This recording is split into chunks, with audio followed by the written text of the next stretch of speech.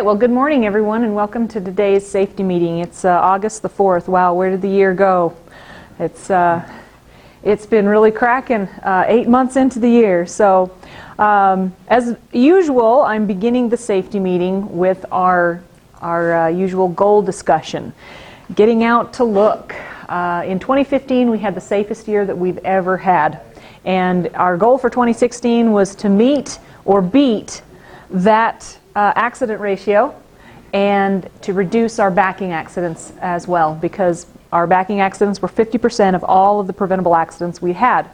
So we figured if we could reduce those backing accidents, then that would be where we could actually beat those 2015 numbers. Unfortunately, we haven't really made much progress in the 8 months of 2016 in that. It's just as ugly as it was last year. But we're not going to give up yet. We still got a couple months left in this year, and we could still turn it around. So hopefully we can do that. So goal, getting out to look. It is a critical part of not having accidents.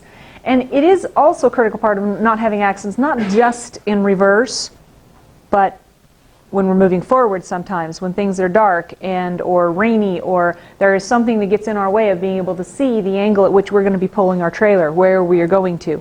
Sometimes it is best just to get out of the truck and go look. Go on foot, take a flashlight, reflective vest, and go look at what you're getting into. But really, backing has been a huge, huge problem. So I know Nikki's going to be sending out some fleet wides, but right now I'm going to give you some of the numbers. August 4th, we are 217 days into the year. We have had 173 preventable crashes. That is 44 days out of the year that we did not have a preventable incident. That's ugly. Now, 91 of those preventable incidents were backing incidents. That is huge. That should tell every single person in here that you need to be hyper aware of what's going on. Every single time you are about to think about putting that vehicle in reverse, you should remember you are about to do the most dangerous thing you can do with a truck and a trailer when it comes to incidents. Obviously, not some of the biggest damaging things, but certainly some of the most repeated and preventable kind of collisions are those backing ones. So we did have 26 right-hand turns so far and 19 left-hand turns. Again, the only reason why a person would have an accident while turning is that you're going so fast through that turn, even that if that so fast is 15 miles an hour or 10 miles an hour. If you are going too fast to recognize that you're turning at the wrong angle and that you're going to bring your truck or your trailer up over something, you are going too fast. That's how it works. So our recommendations in our standard transmissions are that you don't make a turn in anything over third gear. Third gear would be the absolute highest gear, and then back off on the RPMs. If you're in third gear but you're shoving the RPMs up to 1800 to cut off, you're still racing through the turn. You would need to be conscientious about relaxing and doing what matters most, getting through the turns correctly.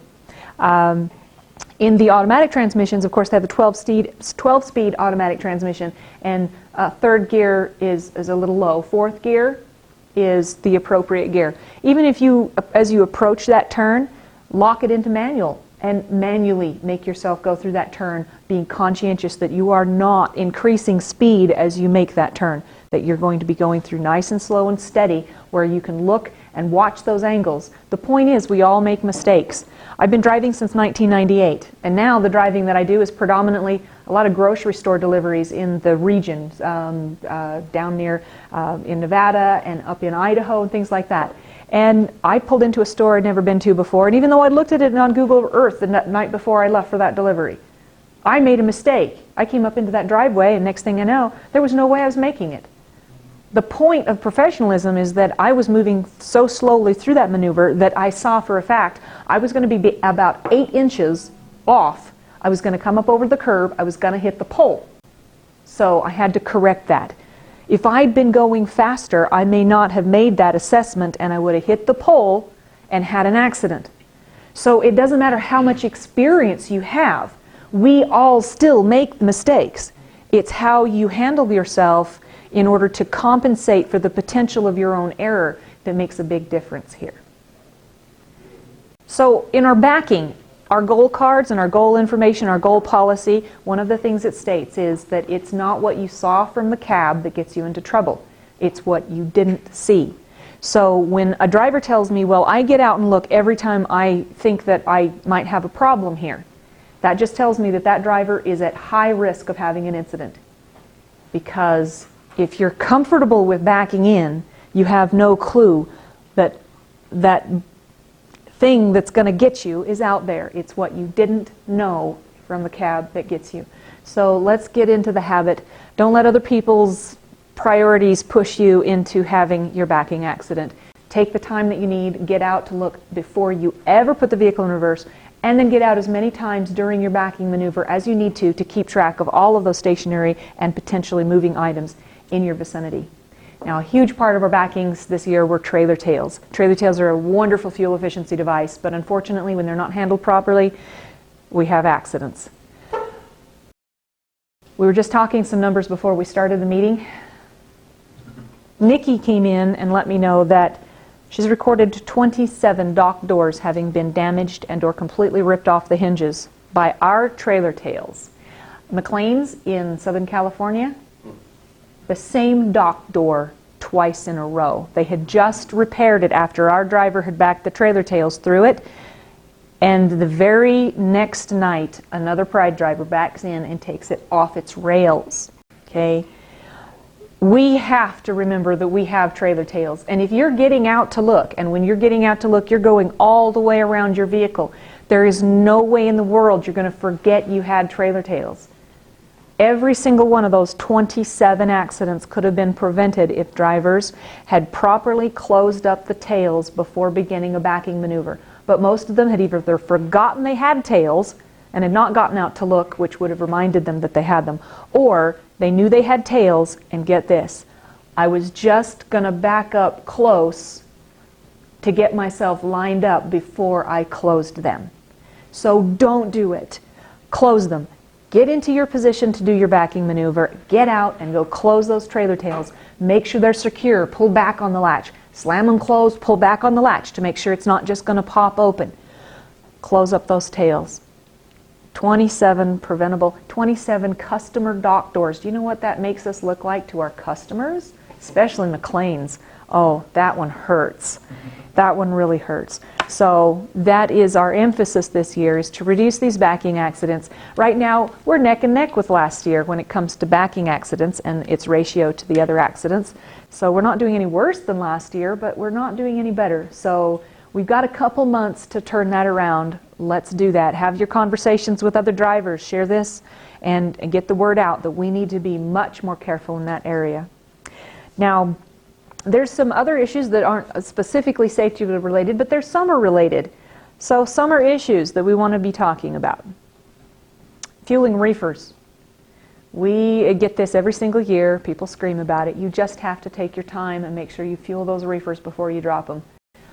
It's not just about the few minutes that you are or not going to have on your load or your next load. It's about the entire box load of freight in there, and how much is that worth if those reefers go down. Washing out reefers. Again, it's somewhat a more intense problem in the summertime than the wintertime because things dry out so much faster. So anytime you have a load that includes fresh meat, you've got blood in the trailer, or you've had where a forklift has run across a dock that had blood on it and has run into your trailer. If you have had a meat load, you need to wash that out. That is only sensible. In this day and time, America in general does a really good job of keeping down diseases, but we are part of that process, and when we fail to wash out a trailer, we are turning Pride Transport into third world country type activity, and that's not great.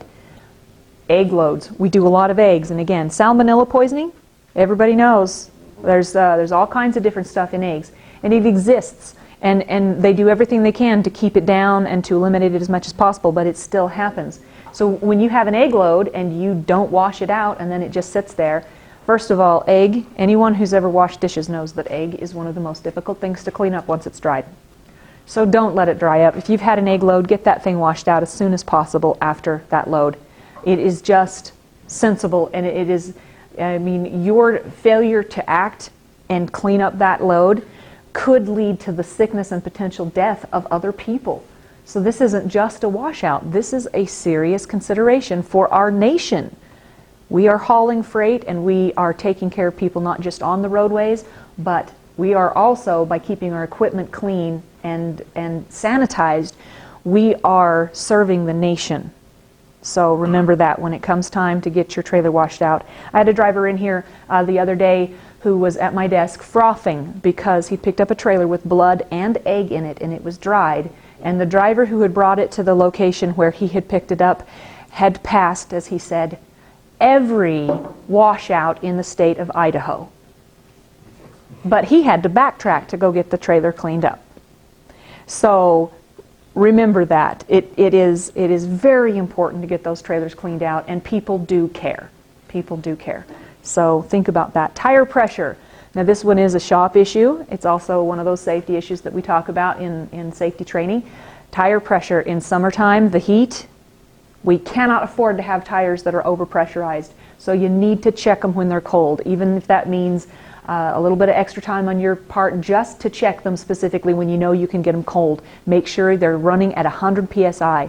Overinflation causes blowouts. The shop manager sent me a picture of a truck in the shop, and he said every single tire was over 118 pounds cold. So out there on the roadway, the tires were pretty bad. One of them was completely destroyed, and the other one, I don't know if he was going to save many of the other tires, but of the 8 tires on that truck, all of them reading over 118 pounds cold. One had already been destroyed. Thankfully, it hadn't blown out on a roadway, but a huge shop expense. So get those air gauges out, check your tire pressure, and if you're reading 125 hot, you've probably got a tire that is overinflated even when it's cold. So let's keep a closer eye on those tires. All right, so as a wrap up on this, the first thing we talked about was goal and many of the reasons why we need to be doing it. Then we talked about those accidents, 173 preventable. We really can do better than that. All the reasons why we need to be using those goal procedures and closing up the trailer tails, the dock doors, the 27 dock doors that have died at the wings of Pride trailers. And then, of course, the summer issues. We want to make sure that we are fueling up our reefers. We're washing out trailers when they need to be washed so that we can serve our customers, and that we are managing our tire pressure so that we're not putting ourselves and others at risk. And those are the topics that we had today for our safety update.